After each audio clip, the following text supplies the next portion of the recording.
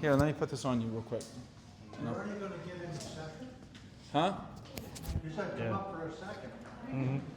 Hey, I'm DJ. All right, thanks.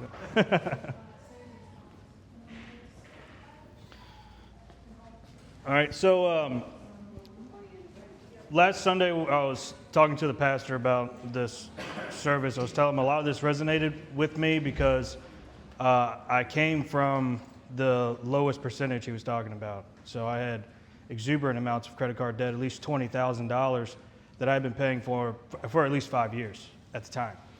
And so I became saved when I was 26, and my life was changing, as you can imagine, radically as I started following the teachings of the Lord. And when I was 28, one day I call it an epiphany, because there was no leading up, at least that I was aware of, right? There probably was supernaturally, obviously, but it wasn't just in my face. Like, someone didn't lay a book down and say, read this. Just one day, I just had a thought in my mind where I just realized that I was mismanaging my money, and to be a good Christian, I needed to rectify that with God, that I was actually sinning against God by doing that. So it was very difficult, because I had, at the time in my 20s, I was making more than the average American man in his 20s was making, but I was living check to check. And when I say check to check, I don't mean like I had $5 left over. I mean like 2 days before my next paycheck, I had no money, and I was just using credit cards to eat out and buy things off Amazon, whatever the case was. Yeah. So, yeah, Amazon packages all day, every day, showing up to the door. Like I had a business flowing out of there. But so the Lord gave me this revelation that it wasn't the amount of money that I was making, but it was that I was mismanaging it. And so I started actually thinking about this, and I started consuming lots of personal finance books. Some of these you've probably heard of. If you haven't, I recommend these two I'm about to say is Rich Dad, Poor Dad. I read The Richest Man in Babylon. These are books that are just about money, personal finances. Some other books I've read that I don't really encourage, like Fast Lane Millionaire, things like that. But I started reading these books, started learning about interest rates, how these things work. I went to Dave Ramsey's resources just because that was a Christian source. I didn't know anything about Dave Ramsey, never even heard of him before, but he was a Christian, so was I. So I was like, all right, this is where I'm going. And one thing that he said when I watched YouTube videos, didn't pay for a single part of any of his material. I got it all off YouTube. But I watched a TED Talk that Dave Ramsey gave, and he was disputing an argument during the TED Talk about if there's better ways to do it than his way. And he said his counter to that was, yes, but if we were doing math, we wouldn't be in this predicament to begin with. And that really resonated with me, because I wasn't doing math in my finances. I was just living my life with the mindset of I was broke because I needed more money because the system is broken and they want to put the working man down. And really, I was just my own worst enemy, because I was not paying attention at all to the amount of money I was spending. So we started doing the snowball method that Dave Ramsey has. We started with the smallest amount of debt that we had until we paid that off, and then we took that money, we put it to the next one, we put it to the next one. When my wife and I did, which it took some convincing from my wife too, because she was deep in this mindset too, right? We lived this way together. And when we did a budget for the first time, it was like the clouds opened and a beam of light just shined into our house. It was like, holy cow, this is crazy. We had way more money going out than we had coming in. And we did a budget every month. In fact, I still do that. To this day now, I still do that because it's a habit that I formed. And so after 4 years, that's when I was 28. By the time I was 32, I had all my debt paid off except my mortgage. And I was selling everything. If it was not nailed down, I was selling it to pay.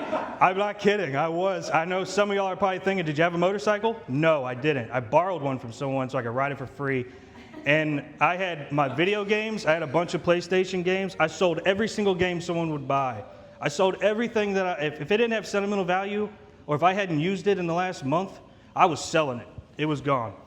And even my electronics, some of my laptops, whatever the case was, I was selling those. And as I educated myself on interest rates, how they work, I do not use credit cards. I will not encourage anyone to use a credit card. If you are the person who can use a credit card and pay it off monthly and get the cash back, I actually work with a guy who does this.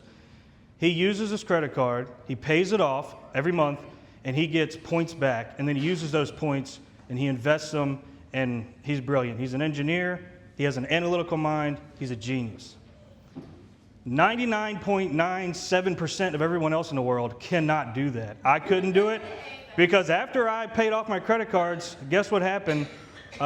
A year later, I was back in credit card debt, about $5,000 worth, because I was like, oh yeah, I know how interest rates work now. I'm going to use my card. I'm going to pay it off every month. I'm not going to. I couldn't handle it. I still can't handle it, so I don't have them. If I can't buy it in cash, I can't afford it. And if I want to use debt, I typically do it in a strategic way, and I try and leverage it.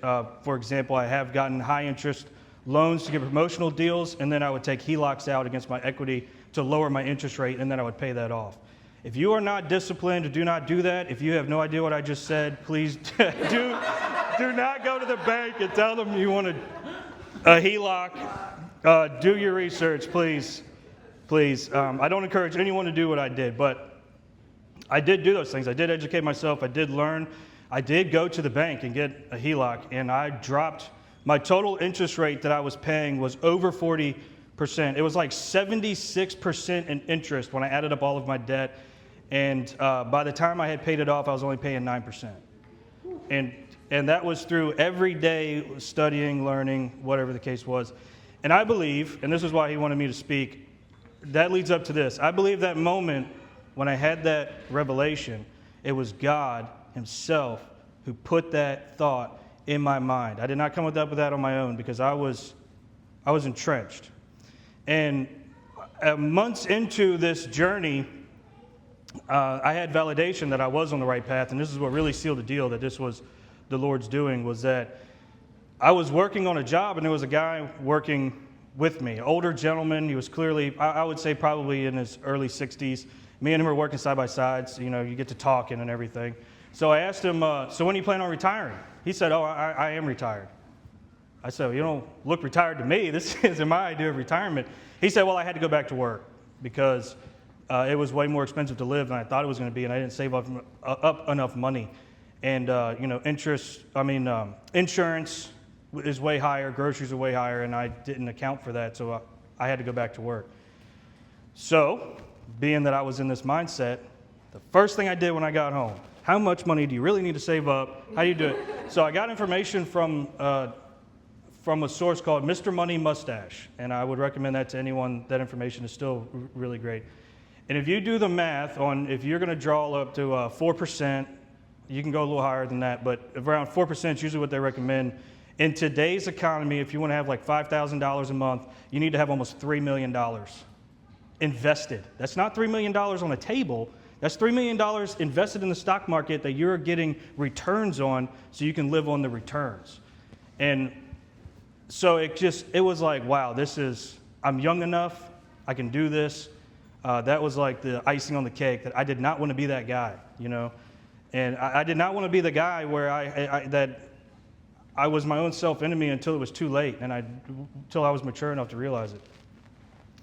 I feel so passionately about this still that after I paid off all of my debt, and my wife and I were doing really well, and God was blessing us, I decided I'm going to go get a college degree in this. And currently I am working on a bachelor's degree in finance, which I'm paying for in cash, by the way, $58,000 of my own money that I invested over a long period of time in a retirement fund. I'm able to draw that money without penalty to pay for my college degree. Nice. And so my point to that I also wanted to speak this is because it's most of the time it's a combination of two things, in my opinion, which I was going to college for corporate finance, but I've met so many people who struggle with their finances that I'm actually changing the main focus to personal finance instead of corporate, because the corporations know how to make money. It's off of us not knowing how to make money. And so I really want to help. I really want to help individuals. And that's why I wanted to say this, because a lot of people, it's a combination of two things, in my opinion. One, it is ignorance, but it's willful ignorance. It's normally in my opinion, it's, I know that I could do better, right? Everyone understands the concept of saving, but there's something else that's feeding into why they're not going to want to do that. And two, the system is rigged against us. That's just the nature of the beast. Life is rigged against us. We are in a fallen world, and we are designed institutionally from birth to be worker bees, to pay our taxes, to pay our interest, to pay whatever the case is. I meet people all the time who say, well, if you're going to make it in today's world, you have to go into debt. That's not true. I know a guy who's my age, and he just bought his first house for $250,000 cash. He wrote a check. And me and him make the same amount of money each year, so I know how much he's making. But he had a father who was a real estate agent. And his father taught him when he was a teenager, this is how you make money, this is how you gain wealth. And it doesn't take an exorbitant amount of time. There is luck involved, but it's not just, oh, well, he got a big inheritance. No, he had someone, just like the pastor, who fed into him at a young age. There's another gentleman named Scott Trench, and then I'm going to wrap this up because I know I'm rambling on. He's 34 years old. He's a self-made millionaire. Same thing. Started when he was 18. Did not have anything handed to him on a silver platter. He had a father who was a banker. His father taught him the ways of money, how it works. At 34 years old, he was a millionaire in real estate and not in bad debt. So in my experience, there's a common denominator between people who build wealth and people who don't, is having bad debt. That is the common denominator. People who have bad debt typically are not going to be the ones who are wealthy. The ones who are wealthy don't have bad debt. They may have debt, but they have it in a different way. That's a whole different conversation. So, But one of the things that stood out from what you said is people, it's very easy to point the finger and say it's because of this, it's because of this, it's because I don't have the raise, it's because of this. But God said, no, the finger needs to be pointed back to you. Yeah. You need to take responsibility. You need to learn. You need to grow. You need to be self-disciplined. You need to cut out this. You need to. So really, a lot of times, it's very easy, not just in money issues, but to point the finger at, if my spouse was only this, if this person, my boss was on, it's like, no. You need to grow. You need to change. You need to take personal responsibility. And I could definitely see him doing this for a life. yeah, for sure. I agree with you. And that was a lot of the revelation that I had, was that it was my fault. It was my fault that I was in the financial situation that I was in. And I think a lot of people are stuck there because of the reasons you said. Well, can you just close us out and pray for the unstuckness? The unstuckness? Yes. Yeah. And I don't know, whatever the Lord leads to break these, because this is really,